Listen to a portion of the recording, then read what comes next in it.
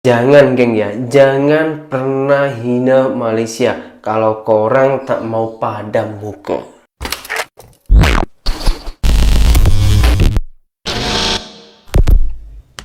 Hai, halo geng, assalamualaikum warahmatullahi wabarakatuh. Berjumpa kembali dengan saya Zainal Story. Sebelum video ini saya mulai, gimana kabarnya kalian semua? Semoga semua yang menonton video ini baik-baik saja, dimurahkan rezekinya, selalu berpikiran yang positif dan dijauhkan dari mara bahaya oleh Tuhan Yang Maha Esa. Ada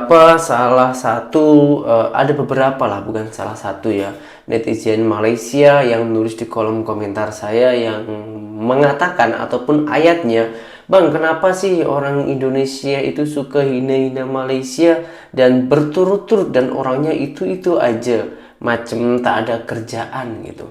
Nah, gini geng ya. Orang-orang yang macam itu mungkin ya, orang yang berkoar-koar, selalu memamerkan harta, selalu mengatakan sok pandai, selalu mengatakan sok kaya, itu biasanya malahan orang yang tak mampu dan orang yang tak punya. Biasanya seperti itu sih. Jadi para netizen-netizen yang selalunya berkoar-koar seakan-akan terlalu bangga lalu menjatuhkan negara tetangga, itu jangan salahkan negara saya, jangan salahkan Indonesianya, tapi netizennya, orang-orang yang seperti itu. Nah, kenapa netizen Malaysia ini jarang untuk membalas hal-hal macam itu?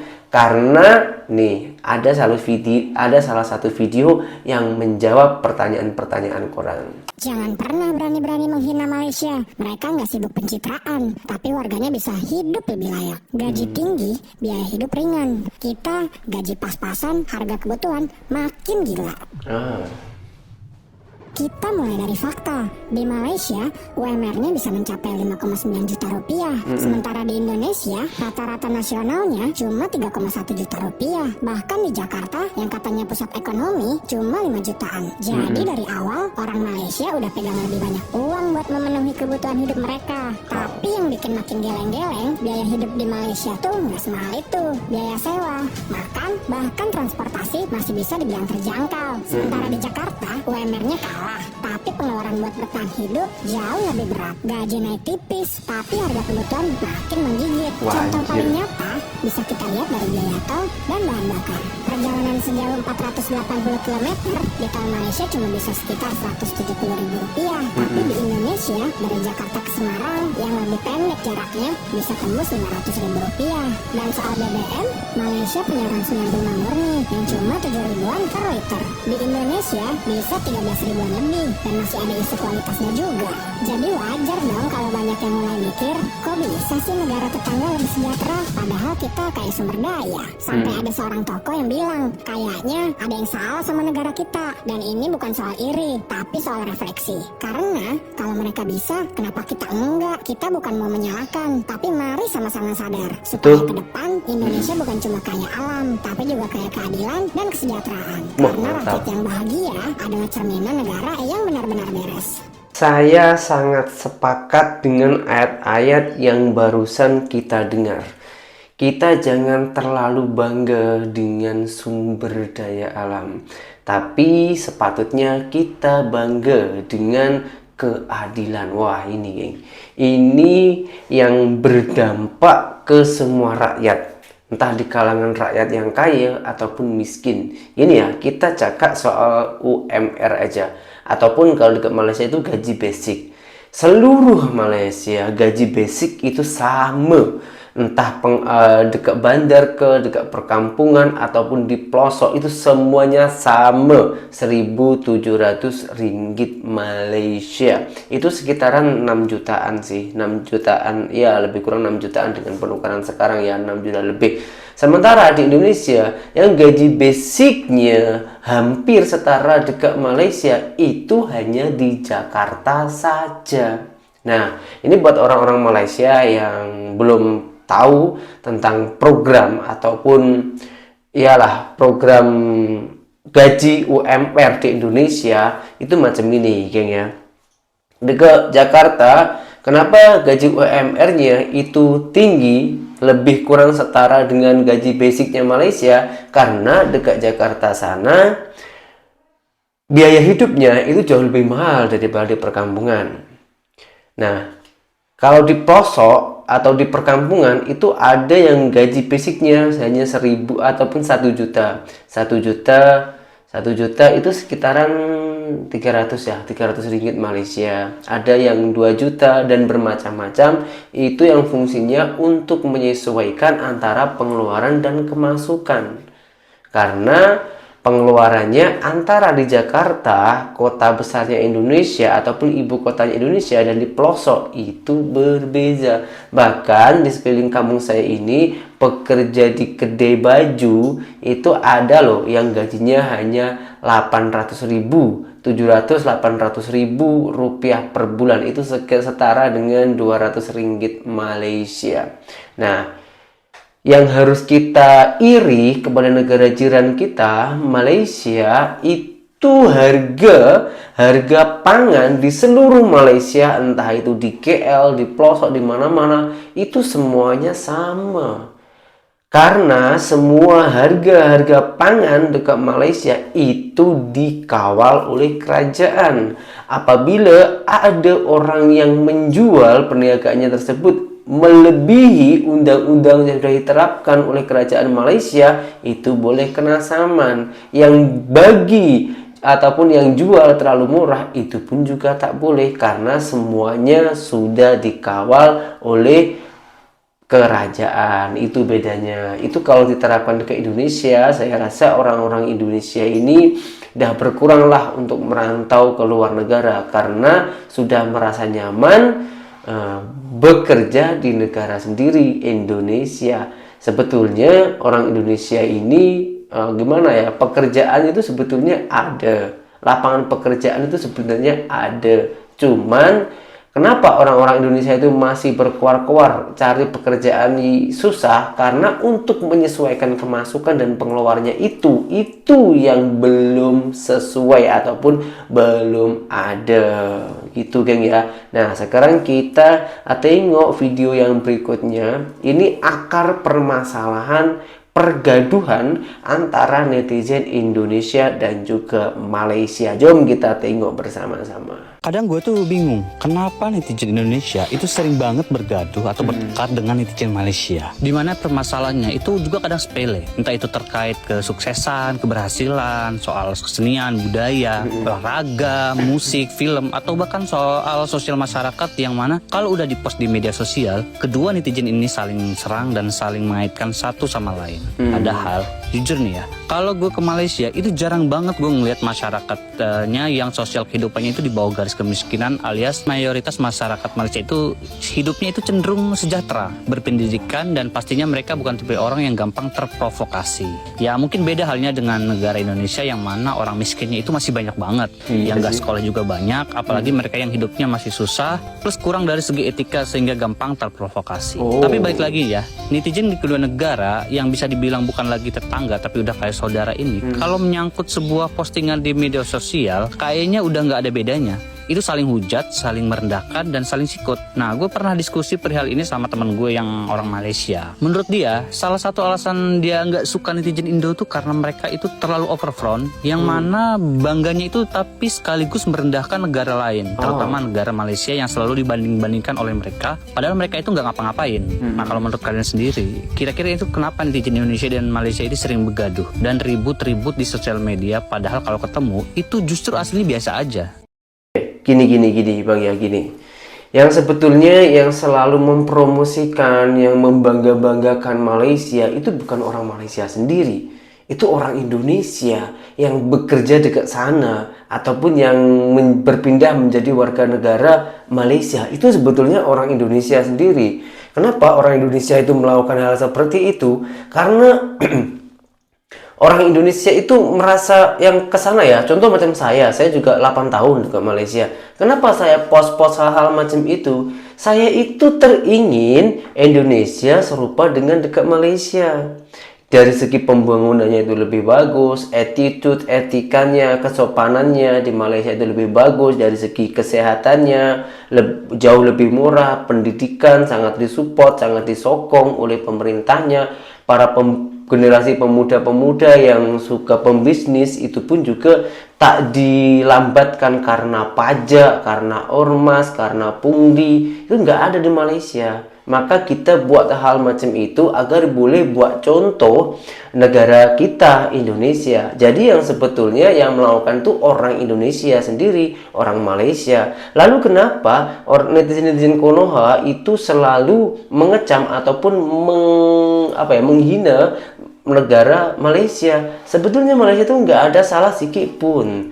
Tapi mungkin karena ada rasa iri dengki orang Indonesia tersebut yang tak terima dengan fakta ketika orang-orang Indonesia yang berada di Malaysia itu buat fakta di lapangan yang bertujuan untuk membangun negara Indonesia. Nah, kenapa orang-orang yang tak terima orang-orang netizen yang selalu melihat itu tak terima dengan fakta di lapangan? Karena ada beberapa sosial media, karena sosial media ini kan meluas kemana-mana ya. Ada beberapa sosial media yang mengkuar-kuarkan Indonesia ini kaya dari sumber daya alam, Indonesia ini kaya dari segala-galanya, bahkan dari segi penduduknya itu pun jauh lebih banyak daripada Malaysia. Sementara Malaysia itu penduduknya hanya 30 jutaan saja. Itu yang membuat iri orang Indonesia, yang pada intinya netizen-netizen Konoha, netizen-netizen Indonesia yang tak terima dengan fakta itu sebetulnya keinginan yang belum tercapai.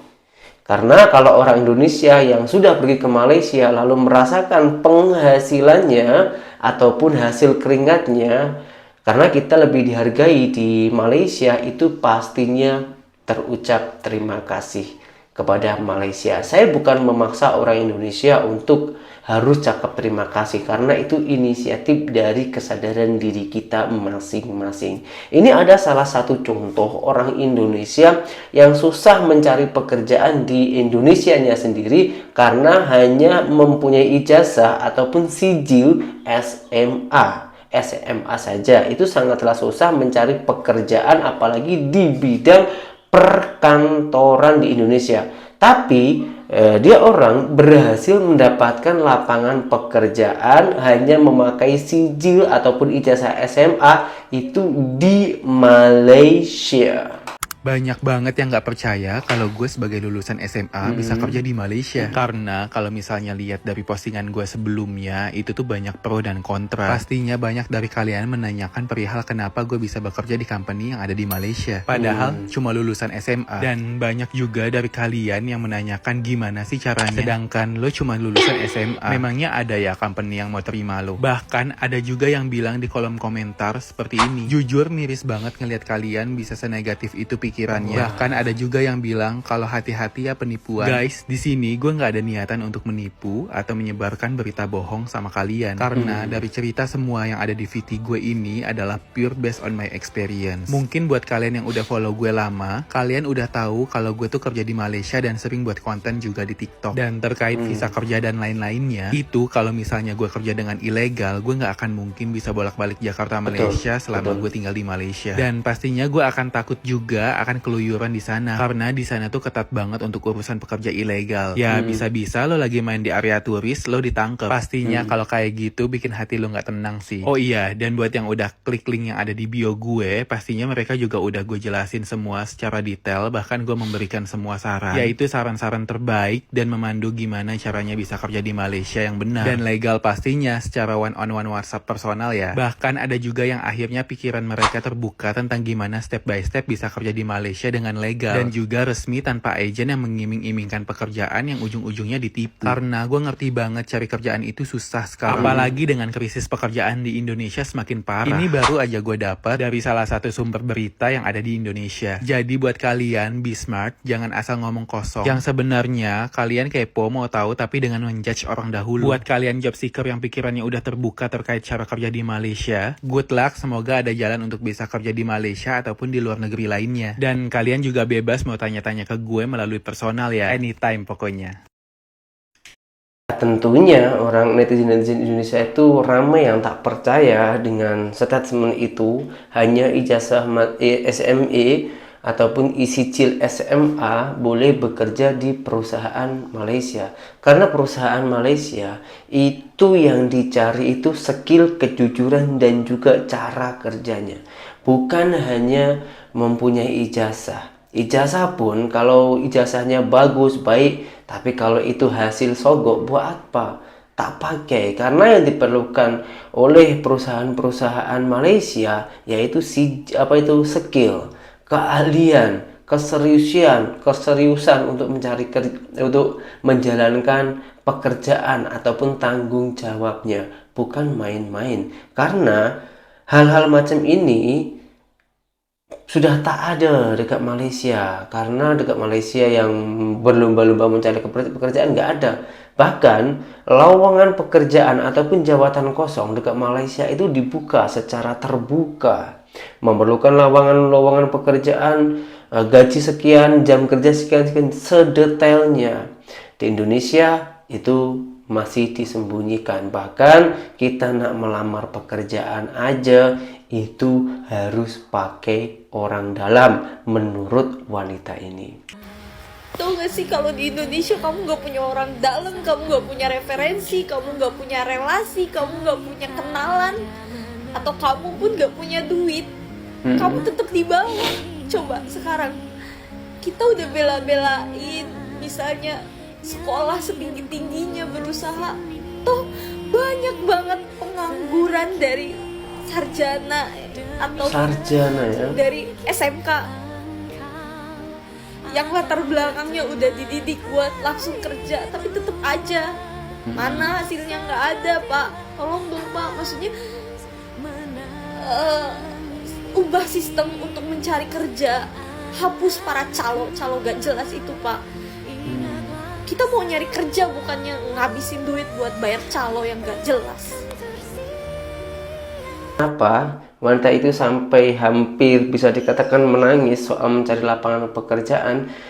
Karena kita melamar pekerjaan itu bukan gratis, bukan free, tapi kita juga bayar untuk bayar CV, bayar amplop, dan lain-lainnya. Itu memerlukan modal yang menurut kita ini amat berharga. Tapi ketika kita sudah melamar pekerjaan dan tidak memenuhi persyaratan, ataupun karena saking ramainya ya, geng, karena saking ramainya orang-orang yang mencari pekerjaan sampai berdesak-desakan, itu membuat para HRD ataupun perusahaan itu lebih memilah-milah, lebih sesuka hati. Karena apa? Menurut perusahaan tersebut begitu mudahnya cari pekerjaan ataupun cari lowongan pekerja di Indonesia. Karena saya juga tak menyalahkan pihak HRD ataupun pihak kantornya tersebut, karena tak semuanya orang Indonesia yang beramai-ramai mencari pekerjaan itu bekerja sungguh-sungguh. Tak ramai juga, ada juga yang hanya berkuar-kuar mencari pekerjaan, tapi faktanya dia hanya main-main, hanya coba-coba. Nah, orang-orang yang mencari pekerjaan hanya coba-coba inilah yang merusak generasi muda yang benar-benar mencari pekerjaan. Itu, geng, ya. Jadi kalau kita bandingkan di Malaysia ya, kita bandingkan dulu nih biar ada apa ya, sisi kiblatnya gitu. Kalau dekat Malaysia, kita tak payah memakai ataupun tak payah beratur untuk mencari lowongan pekerjaan ataupun jabatan kosong ya kalau dekat Malaysia. Karena dekat Malaysia itu sudah ditulis, dipapar jauh lebih jelas apabila bekerja di perkantoran ataupun di office ya dekat sana, itu ada persyaratan yang tertulis dan sangat-sangatlah detail. Jadi bagi orang-orang yang berminat mempunyai persyaratan tersebut, langsung masuk, tak payah ditanya-tanya, tak payah beribet-ribet gitu. Jadi sekali buat langsung diterima kalau sesuai dengan pernyataan. Tapi sangat jarang lah dekat Malaysia macam itu. Yang penting kita ini punya niat, pasti dapat pekerjaan. Karena di Malaysia itu bukan orang yang mencari pekerjaan, tapi pekerjaan yang mencari pekerja. Saking banyaknya lapangan pekerjaan di di Malaysia. Maka dari itu ada juga sebagian netizen Konoha yang mengatakan orang-orang Malaysia itu malas, tak mau bekerja di ladang, tak mau bekerja di bangunan. Sebenarnya bukan malas, tapi orang-orang Malaysia itu lebih memilih pekerjaan yang sesuai dengan pengeluaran yang dia lakukan ataupun yang dia alami gitu. Bukan malas, tapi saking banyaknya lapangan pekerjaan dekat Malaysia, maka orang-orang di sana mencari lapangan pekerjaan yang layak, yang sesuai dengan pengeluaran gitu. Nah, ini video yang last, geng ya. Last ini ya. Video dari Abang Indonesia. Ada salah satu komentar netizen Konoha yang mengatakan Malaysia ini maju dari mana? Nah, ini kita tengok dulu isi videonya ya. Kemarin netizen Indo baru dikemparkan ada berita dari negara tetangga kita bahwa Malaysia siap jadi negara maju di tahun depan. Jadi yang menentukan sebuah negara ini masuk klasifikasi negara maju dan negara berkembang ini ditentukan oleh World Bank yang membuat pengelompokan negara berdasarkan pendapatan per kapitanya. Dan syarat untuk menjadi sebuah negara maju yaitu ketika negara tersebut mempunyai pendapatan per kapita kurang lebih sebesar USD 13.205 atau 200 jutaan rupiah. Dan sekarang Malaysia sudah mencapai pendapatan per kapita sebesar 13.034 USD atau sekitar 197 juta rupiah. Pendapatan per kapita itu apa sih? Jadi pendapatan per kapita adalah total penghasilan negara dibagi jumlah seluruh penduduknya sehingga diketahui pendapatan rata-rata penduduk tersebut selama 1 tahun. Melihat hal ini memang Indonesia masih tertinggal cukup jauh ya. Saat ini pendapatan per kapita Indonesia masih di angka sekitar 4.919 USD atau sekitar 74 juta rupiah per tahunnya. Itu artinya negara kita masih masuk kategori negara upper middle income berdasarkan data dari World Bank. Selain pendapatan per kapita, syarat menjadi klasifikasi negara maju adalah harus memiliki standar hidup yang lebih tinggi. Pertumbuhan ekonomi di negara maju juga lebih merata dibandingkan dengan negara berkembang. Jadi kok bisa negara Malaysia meninggalkan Indonesia dan duluan menjadi negara maju? Jadi sebenarnya pada tahun 2019 yang lalu, Perdana Menteri Malaysia Ismail Sabri Yaakob mencanangkan Malaysia menjadi negara maju di tahun 2025. Maka dari itu beberapa tahun terakhir memang Malaysia ini memanfaatkan revolusi industri keempat sebagai landasan pertumbuhan ekonominya. Contohnya, mereka mempercepat adopsi teknologi digital di berbagai sektor, mulai dari perdagangan, kesehatan, hingga pendidikan. Bahkan mereka juga memanfaatkan teknologi seperti kecerdasan buatan AI, Big Data, dan Internet of Things or IoT. Bahkan pertumbuhan ekonomi Malaysia ini sangat cepat dan tertinggi pada tahun 2022 di mana pertumbuhan ekonomi mereka mencapai angka 8,7%. Bayangkan dengan Indonesia yang hanya 5%. Sebenarnya Indonesia juga sudah merancang strategi untuk menjadi negara maju dengan visi Indonesia Emas 2045. Namun memang untuk keluar dari jebakan middle income trap itu tidak mudah. Banyak sekali masalah-masalah yang harus diselesaikan seperti PHK, pengangguran, dan infrastruktur yang belum merata. Ada beberapa sumber juga yang menyatakan bahwa Indonesia diprediksi bisa keluar dari jebakan middle income trap tahun 2038 apabila ekonominya bisa tumbuh di atas 7% per tahun. Jadi gimana nih guys menurut kalian? Kok kita bisa kalah sama Malaysia? Wah, sorry geng, tiba-tiba lampu mati dekat sini. Sering lah geng, dekat kampung saya ini lampu mati, apalagi di musim hujan ya. Saya pakai power bank nih geng, nggak apa-apa ya. Jadi begini geng, kemarin saya sedikit cerita ya. Kemarin saya itu mendengarkan data bahwasannya menurut data Indonesia, kalau rakyat Indonesia ini penghasilannya lebih dari 20.000 rupiah per hari, itu sudah dinyatakan tidak miskin, sudah dinyatakan orang kaya. Lalu saya mendapatkan komentar dari orang Indonesia sendiri, yang tepatnya di Jakarta, di Ciliwung atau gimana gitulah intinya, dekat sana, dekat Jakarta, mempunyai pekerjaan sebagai pemulung ataupun mencari sampah dan mempunyai penghasilan setiap harinya itu 30.000 rupiah sampai 50.000 rupiah geng. Nah, apakah itu yang dinamakan orang kaya? Yang sementara penghasilannya itu pun belum menetap, belum tentu penghasilannya. Dan uang segitu kalau kita pakai kehidupan ke Indonesia 20.000 itu tak cukup, sumpah bener-bener nggak cukup. Apalagi kalau sudah mempunyai keluarga ya, hidupin anak, istri, beli beras dan lain-lainnya, itu nggak cukup 20.000, geng. Kurang-kurang ya, kita boleh paling jimat itu 50.000, itu pun jimat sangat. Kita tak boleh makan, tak boleh pakai lauk, hanya beri beras, lalu bumbu-bumbu dan lain-lainnya. Kalau untuk lauk tak cukup, geng, segitu. Nah, Malaysia yang sering orang rendahkan, Malaysia itu sudah memenuhi kapita World Bank dunia, geng. Dan dia sudah memenuhi target Malaysia di tahun 2025 ternyata terpenuhi. Sementara kita juga mempunyai target di tahun 2045. Apakah nantinya kita boleh mencapai kemajuan dari segi teknologi dan lain-lainnya pada tahun 2045? Coba tulis di kolom komentar, dan berjumpa kembali di video saya yang berikutnya. Assalamualaikum warahmatullahi wabarakatuh. Bye-bye.